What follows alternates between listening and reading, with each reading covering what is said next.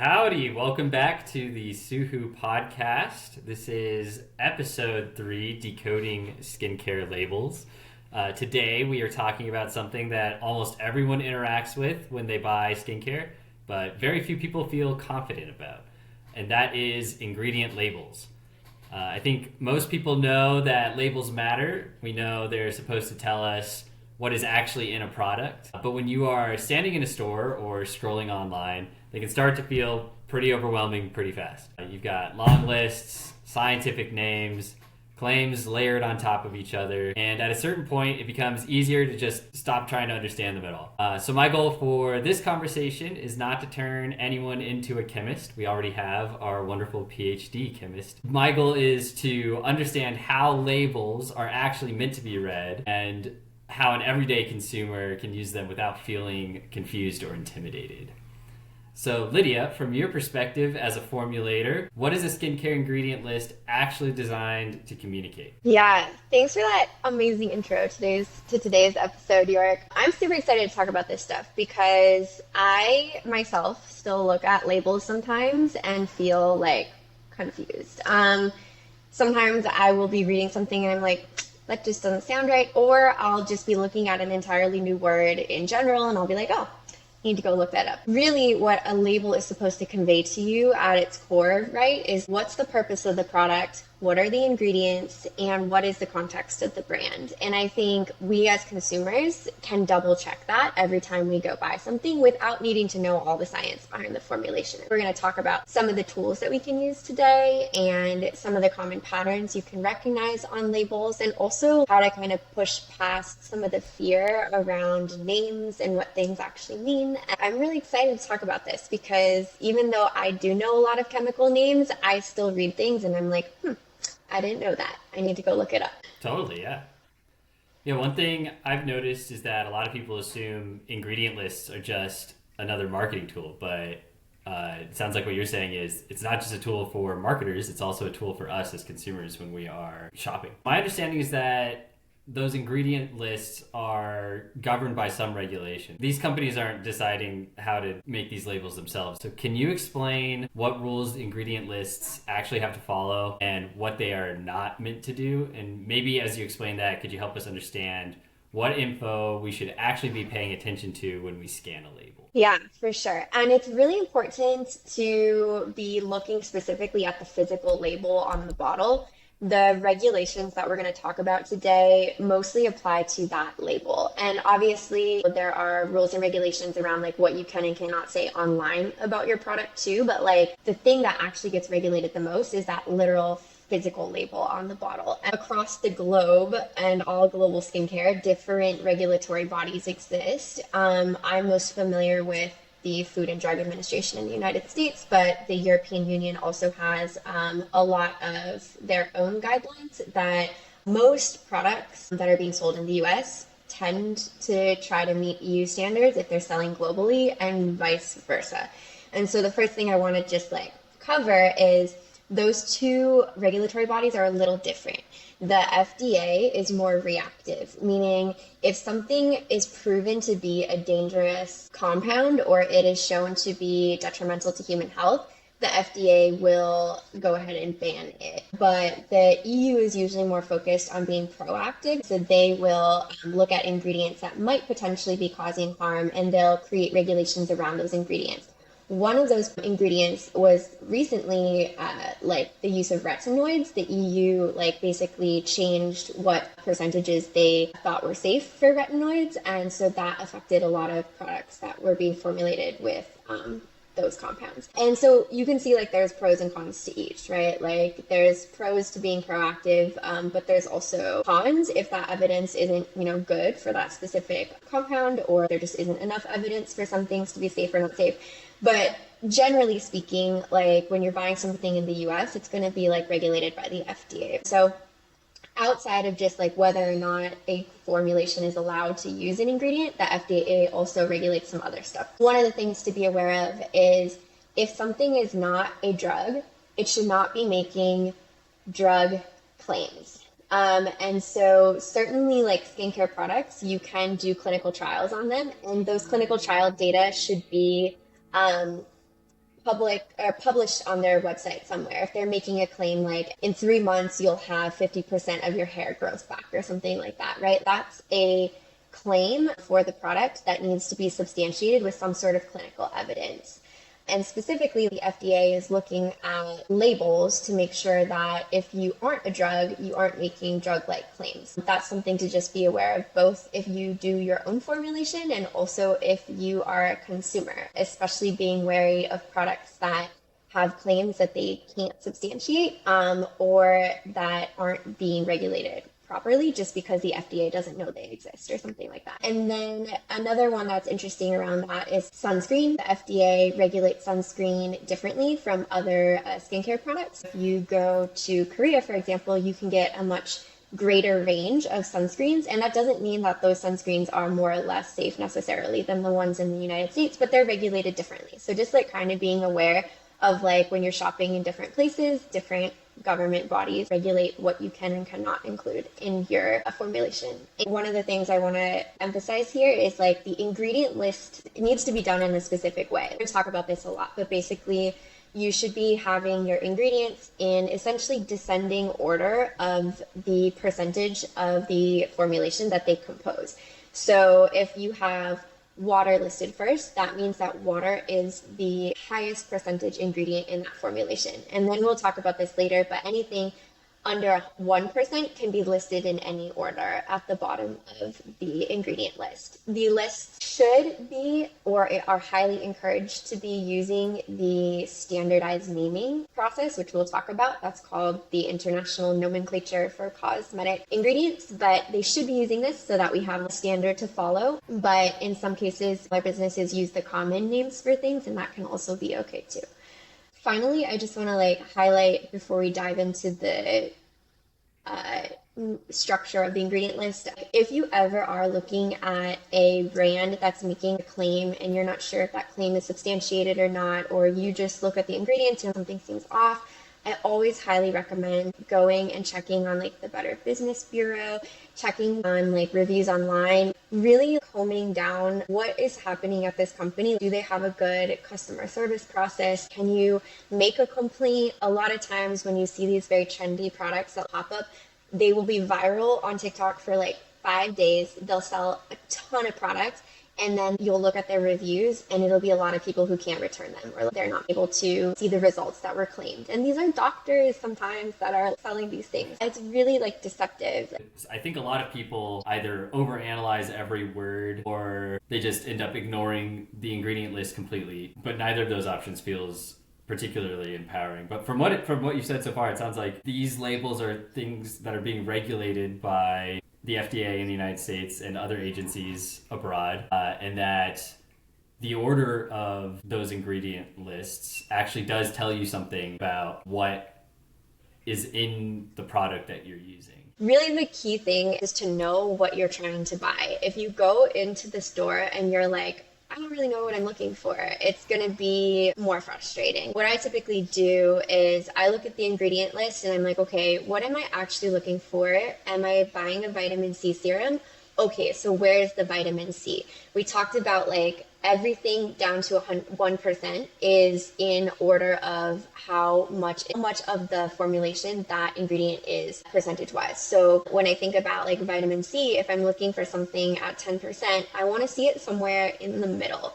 I don't want to see it at the end mixed with a bunch of different fragrances, which are all probably much less than 1%.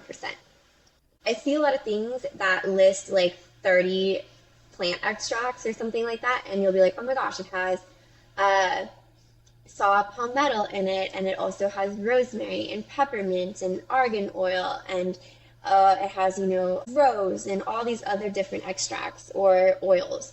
And when you think about that, if you know that the whole entire ingredient list is 100%, the more ingredients you start to add, the more you chip away at that. So if you're looking for something that has a significant amount of some kind of active ingredient and you see 30 plus plant extracts or that many ingredients, there's just no way that those things can be at a percentage that's actually having a functional impact. And then on the flip side, you also don't want to knock anything just because it is in the 1%. Sometimes you want to know that something is under 1%. And retinoids are a great example. We don't want something that has over 1% retinoid that's going to burn your face. We want something that's as low as 0.025%. Same thing with retinols. Those should be lower than 1%. Essential oils that are there for like scents, fragrances that are there for scents, those should all be under 1%. Hyaluronic acid usually sits around 1%.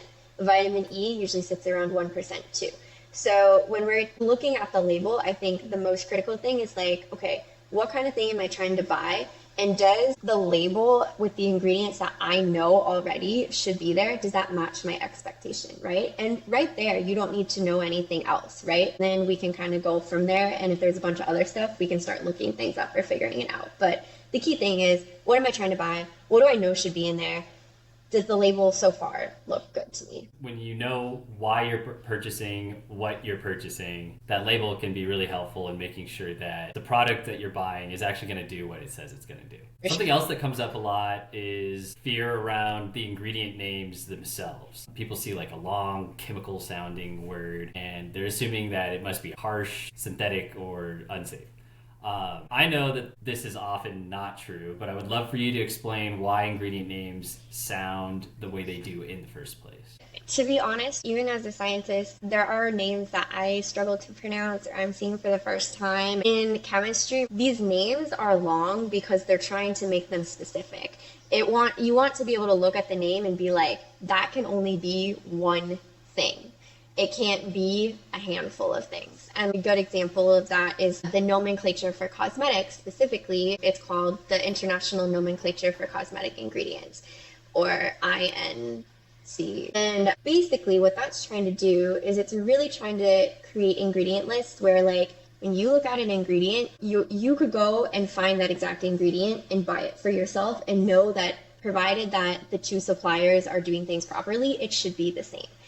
And that's so important. It's important because people have allergies. You might be allergic to one part of a tree, but not another part of a tree. And so if the label just says lemons on it, right? Like, are we talking about the lemon tree bark? Are we talking about the fruit? Are we talking about the peel on the fruit? Each of those things has a different chemotype. It has different chemicals in it. One person might be allergic to something, and if they don't know where that ingredient's actually coming from or what that ingredient actually is, they might not be able to use the product safely. So that's one. And then the second is for like reproducibility. When we are studying different effects of different things, we want to know that we're looking at the same thing when we're doing the studies, right? So if you have an ingredient list that's using the correct nomenclature, then someone else on the other side of the world, even if they have different cultural names for something, different names in their language, or just like generally refer to things differently, they can look at that ingredient list, they could make it themselves, and they could hopefully see the same results. So it's about reproducibility and safety. We can do some myth busts if that sounds fun. Yeah, I love a good myth busting session. My recommendation is just because a word sounds one way, don't assume it has certain properties. Definitely, if you like go and study chemistry, you learn nomenclature patterns, so you can start to recognize like different words and how they're appearing and like what those properties of that molecule might have. But there are a lot of exceptions. So my suggestion is, if you don't know what the word is, don't assume that because it sounds like something else, it acts the same way. Just look it up. And we have so many tools now. You can use Google Lens to literally take a photo of, I think that's what it's called. You can take a photo and you can literally be like, analyze this skincare ingredient list while you're in the store. Cool. And I'll do that. I'll just be like, I don't know what this is. Help me. And it will help you and it will break it down. And we have all these amazing tools for that purpose. Don't feel like you have to be guessing. And so some examples of this, just so we can do some myth busting. One, just because something ends in alcohol doesn't mean it looks, feels like, or acts like rubbing alcohol. You are probably used to using alcohol to clean things. If you imagine putting alcohol like that alcohol or the alcohol that you drink on your skin, you'd be like, that sounds like a terrible idea. But there are a ton of alcohols that are called fatty alcohols, and those are extremely moisturizing. Creamy, they're emollients, meaning they soften your skin. And those are cetyl alcohol or cetyl alcohol, but they still end in alcohol. And so you might be like, not trusting that at first, but those are actually okay. That's like a good example where you might just want to look it up. Another one that's commonly misconstrued is vitamins have different, like saying vitamin C is not necessarily going to tell you exactly what the compound is. You have to use the actual scientific name for it because there are different derivatives of vitamin C. People refer to different compounds as vitamins. So for safety reasons, we talk about vitamin E as tocopherol. We talk about vitamin C as ascorbic acid, or if there's different versions, like we use tetrahexadecyl ascorbate. Those names sound weird, but they're just vitamins and they're just derivatives of vitamins. And then another one is acids. Acids in general, I think we generally think are bad because they can disrupt the pH of your body and they can damage you, right? That's another example where you just want to look it up. Sometimes these acids are actually totally fine for your body. Most of the time, they're great, helpful ingredients. They could be natural preservatives and things like that. Then finally, Latin names. Anything with the plants should have the full Latin name. The reason for that is the species matters, and different locations, sometimes slightly different species names. So something like, and this, I could not even pronounce this before I wrote this down, but Butyrospirillum parkii butter is just shea butter. And I didn't even know that until today. So, yeah, just heads up, like some of these names sound weird, but they're just the Latin name for the plant. And so you're going to want to just look it up. And honestly, Google's your best friend because more knowledge is always better. You can make the decision once you know what it is, but if you don't know what it is, you can't make the decision. Totally. I'd love to zoom in now on active ingredients because I think this is where I see a lot of consumer focus. People are taught to look for one hero ingredient and judge the entire product based on whether it's there or not. From your perspective, how much does an active ingredient really tell us about how a product will perform? Yeah, so I think two things here. One is we think a lot of like these all-star ingredients as being like the thing to look for, but sometimes like simplicity, depending what you want, simplicity is sometimes better.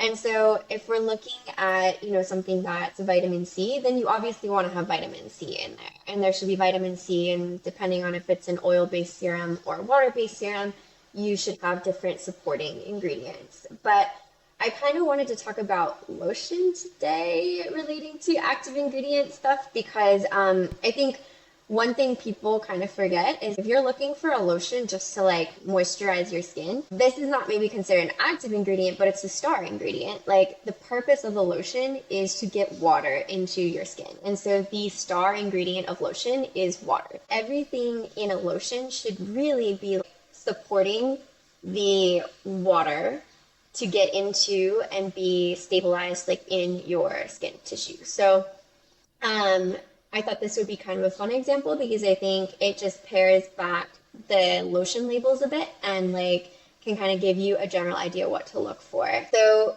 like one of the things that you want to look for if you're looking at like lotion specifically is you're going to see water usually as the first ingredient. And that doesn't mean that it's diluting the other ingredients or anything like that. It literally is the star ingredient of the lotion. If you just needed water, then you could just take a shower and be like, oh my gosh, I'm so moisturized. But usually we think of showers as being kind of drying. And the reason for that is because water alone on the surface of our skin just evaporates. And it usually evaporates and takes like more water with it. So you end up drying yourself out. So if you want to get water into your skin, you need something called a humectant, which is really something that like basically magnetizes the water into your skin. And the gold standard for that is glycerin. So if you see vegetable glycerin or something in a lotion, that's great. That means that you have both your water and your humectant. And now that you have the water in your skin tissue, you need to stabilize it there. Basically, you need to create some kind of smooth, moisturizing oil barrier to like hold that moisture inside the skin. And to do that, you're going to use oil. And people use jojoba, they use coconut. You can use a lot of different oils here. This way you might see argan oil. That's kind of the beauty of the formulation, right? Is maybe your skin type really likes argan oil. So you find an argan oil lotion. Like, that's awesome. I like jojoba, so we use jojoba a lot because it kind of mimics the skin barrier's fatty profile. And so jojoba can be a really nice way to not just like hold in moisture, but also kind of support that skin barrier on the outside. So now you have three things. You've got the water, you've got your humectant, and you've got your oil. And so it'd be great if you could just use these three ingredients, but you can't because if you've ever tried to mix water and oil together, they just separate immediately and it's just not going to work no matter how hard you mix. You need something to help the water and the oil mix, and that's called an emulsifier. And this is where things like people start to, have opinions around emulsifiers. Like there are emulsifiers that are made synthetically in a lab that work really well. There are emulsifiers that are naturally derived, like extracted from plants, that also work really well.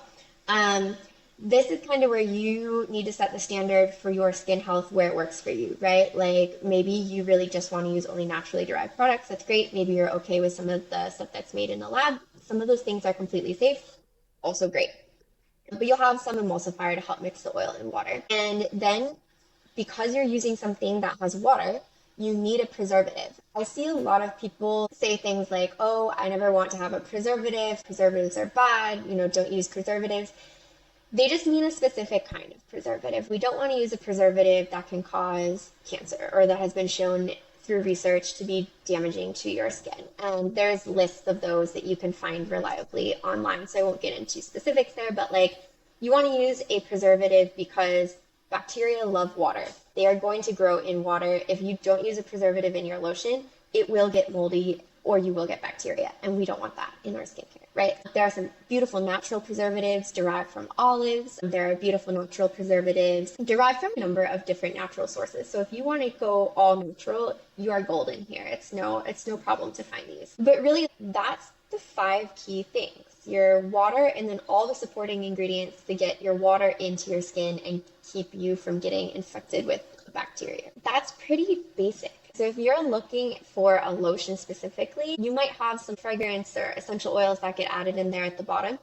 But you don't need something that's like crazy special with like all these different active ingredients. We can still really champion just the basic like water and like, create something that's beautiful and holistic without needing a bunch of different plant extracts or anything like that. So that was kind of my example for that. But really like to hone in on just, keeping it simple, like I'm sure there are products where they use a lot of ingredients and everything's fine. And some things like, sure, if you add hyaluronic acid to your lotion, like that's going to add to the ingredient list, and hyaluronic acid is really common and like people really love it. And so you might have like 13, 14 ingredients and still be totally fine. But if you're looking at your ingredient list and again, there's like 30 plus things, you just start to question like, what's the purpose anymore, right? Like, are all these ingredients really purposeful and are they actually here for my health benefit or are they here to help extend shelf life? Are they here to help sell the product because it looks pretty? Like, what is the actual purpose, right? Once you go beyond those basic supporting ingredients. Yeah, I really love your lotion example because it really highlights that none of these products are about a single ingredient. They're all about this entire formulation and how all of these different compounds are working together to do very specific things for your skin. Yeah, for sure. And yeah, having a purpose for each of your ingredients is really helpful. I would say, a lot of companies are starting to do this better. They'll have like purposes for each thing.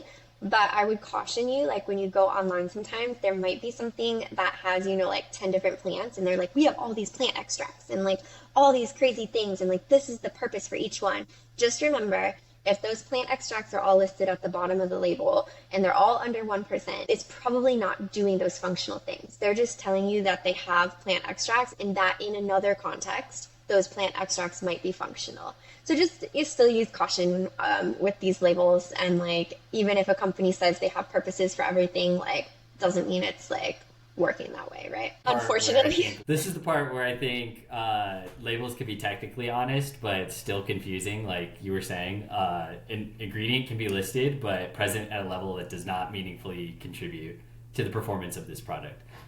So from the outside, it's hard to know when something is there for function versus marketing appeal. So how can someone read a label with discernment without being suspicious of everything? And what are a few signals that a formula is thoughtfully designed versus just crowded with a bunch of junk for the sake of claims? To not use any essential oils, or do you just want to work with essential oils? Like, you kind of need to find like what you want, and then you can do some research and find the people in that sphere that are doing a really good job. But they exist for sure. And also, like, a few key things to just look for. One is you can use that sort of 1% rule to just get like a brief assessment, right? Of like, is the product like creating, is the brand creating the product for my health benefit, or are they like, adding a bunch of filler stuff?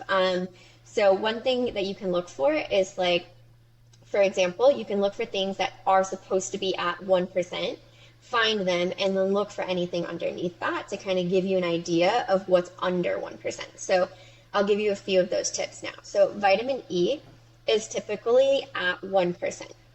Hyaluronic acid should be close to 1%. Anything that's kind of underneath that 1% is going to be, if it's supposed to be there, it's going to be things like retinol, retinoid. It's going to be things like peptides, things that are supposed to be like at these very low concentrations and still be effective. All those things can kind of fall there. Also, fragrances. If you're looking at a product and they say the smell is a warm vanilla citrus scent, then all the things that make up that warm vanilla citrus scent should definitely be under 1%. But if you're looking at something like we said earlier that has active vitamin C, or you're looking for a rosemary hair serum or something like that, you want to look for those above the 1% line. So we don't want to see vitamin E above those. We want to see vitamin E below those, for example. Or tocopherol if you're looking for the INCI name. So that's like some tips. The other thing that you can kind of look for, right, that should tip you off right away is what we've already kind of said. It's like these products that have a ton of ingredients at the bottom, and that those ingredients are what they are advertising specifically. So like if they're saying we have this beautiful hair growth serum. I don't know why I'm on like a hair growth kick today. I've seen so many TikTok videos that make me mad. If you see like a hair growth serum and it's like, it's got a few carrier oils at the top and then it has 30 ingredients at the bottom, and those are the ingredients that they're claiming on their page are functional, you should do a little bit more research, because more likely than not, none of those ingredients are there at a functional level at all.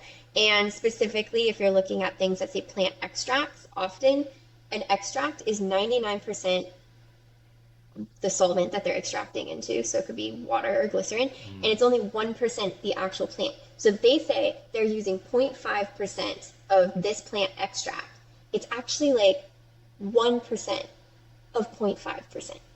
And so That's crazy. yeah, and so really, like, it's super cheap. And so that's why you see some of these formulations and you're like, wow, I can like cure my hair loss for $15 a month for if I just use this every day for the rest of my life. And it's unfortunately, it's like not true, in most cases. And really like praise on people who, when you go back and research the ingredient, you're like, oh wow, well this ingredient does show some efficacy, but not at the concentrations that they have in the formulation. And another thing just to be careful about is like, again, like I said, everything has its sweet spot, right? Like I'm not trying to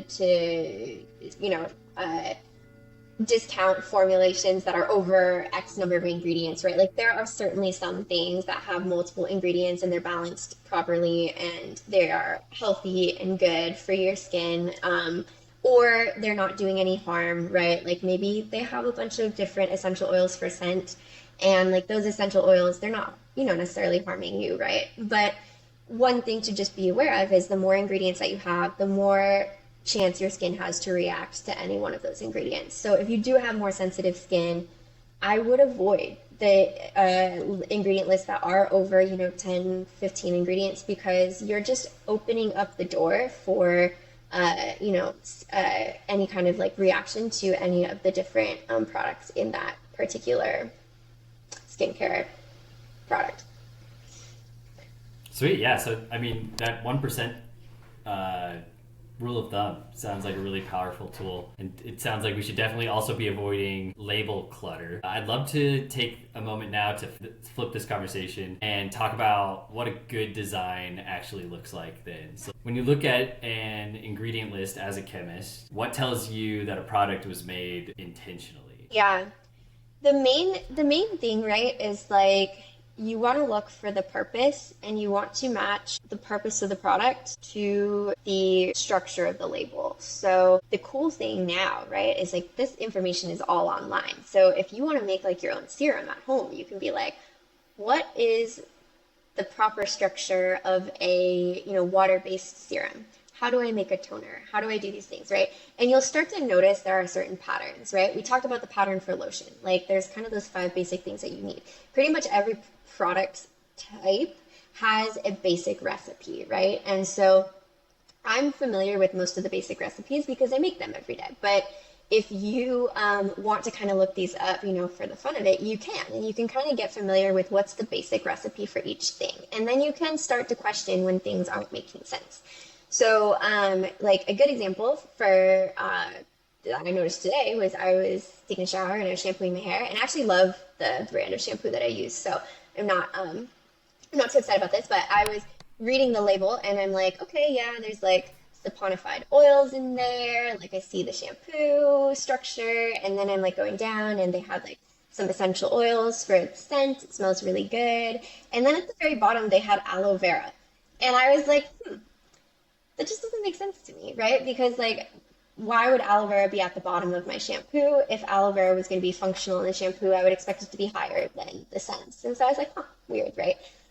So basically, like when you're thinking, it's always purpose first, right? Purpose, and then go to the label. So if I'm trying to make a shampoo that is using aloe vera as a functional ingredient, I would expect to see aloe vera higher on the ingredient list. And so you can do this yourself, right? And I do this when I'm designing formulation. If you do this at home, you can do this at home. But I think about, okay, what is my actual purpose?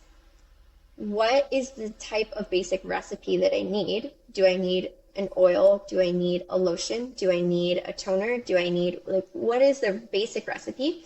And then I say, okay, how am I going to make it to my standards? And my personal standards are needs to be vegan, needs to be ethically sourced, needs to have, a sustainable component to it as well. And it needs to be, as healthy for the skin as possible. So then I start to pick ingredients based on those standards for my recipe. And when you're doing this ingredient picking, how important is restraint in formulation from your point of view? Yeah, for me, I really like to keep things simple because ultimately everything that I want to make, I want it to support your skin barrier. And in my process, I feel like the more things you start to add that aren't necessarily doing that directly, the more you're just taking away from it. And so I'm pretty careful, even like down to like scents and things like that. Like I want to create things that smell good because I like it, but that's not my primary purpose, right? Like I'm always guided by the purpose. And so if something is detracting from my purpose, then either maybe it doesn't need to be there or it can be there in a different way so that we're like sticking to the plan. And I'd also say like, I don't know, there are a lot of products out there that people make and sell, and they don't necessarily use these every day for themselves. And I would just say if you're someone who owns skincare brand or something like that and you're not using your own stuff every day, then like that seems like a problem to me, unless you have some kind of health concern and you can't, right? Because yeah, everything that you should be making, you should be comfortable putting on your own skin, in my opinion. Absolutely.